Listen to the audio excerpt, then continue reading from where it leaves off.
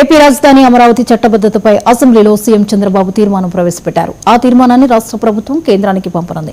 ఈ సందర్భంగా స్పీకర్ అయ్యన్న పాత్రుడు మాట్లాడుతూ ప్రభుత్వాలు మారినప్పుడల్లా నిర్ణయాలు మారకూడదన్నారు. శాశ్వత రాజధాని నిర్మాణానికి సీఎం సంకల్పించారని చెప్పారు. 2019లో రాజధాని ప్రగతికి అడ్డంకులు ఎదురయ్యాయని దాన్ని శాశ్వతంగా తొలగించే ప్రయత్నం ఇదని పేర్కొన్నారు.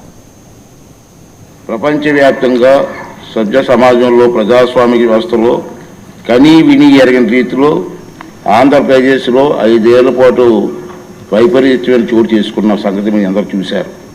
ప్రజాస్వామ్యంలో ప్రభుత్వాలు మారడం సహజం, కానీ పరిపాలన అనేది ఒక నిరంతర ప్రక్రియ.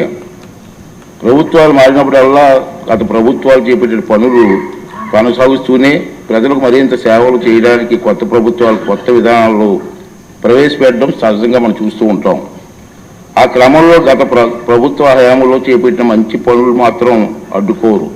కానీ అందుకు భిన్నంగా 2019 నుండి 2024 వరకు పాలకులు తమ చేతికి కొబ్బరికాయ దొరికినట్టు, తన చేతికి అన్నాను, వేరే అనలేదు చేతికి అన్నాను, తన చేతికి కొబ్బరికాయ దొరికినట్టుగా ప్రవర్తించారు.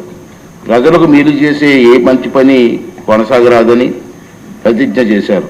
తిరిగోగామి విధానాలతో రాష్ట్ర విధ్వంసానికి కంకణం కట్టుకున్నారు.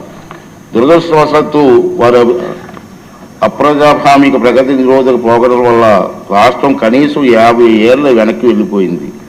పాలకులకు కూడా మతి భ్రమించవచ్చునని వారు విధ్వంసానికి పాల్పడగలరని ప్రజలు ఊహించారు. పర్యవసానంగా రాష్ట్ర భవిష్యత్తు అగమ్యగోచరమైంది. రాజధాని కోసం భూములిచ్చిన రైతులు వీధిని పడ్డారు. ఆత్మ గౌరవానికి మారుపేరిన రైతులు అవమానాలు పాలయ్యారు. ఎందరో ప్రభుత్వ హింసకు బలయ్యారు. అలాంటి దురదృష్టకర పరిస్థితులు పునరావృతం కాకుండా రాష్ట్ర బంగారు భవిష్యత్తు తిరుగులేని పునాదులు వేయడానికి ఘనమైన చారిత్రక వారసులు గల అమరావతి నగరాన్ని శాశ్వత రాజధానిగా శిలాక్షరాల్లో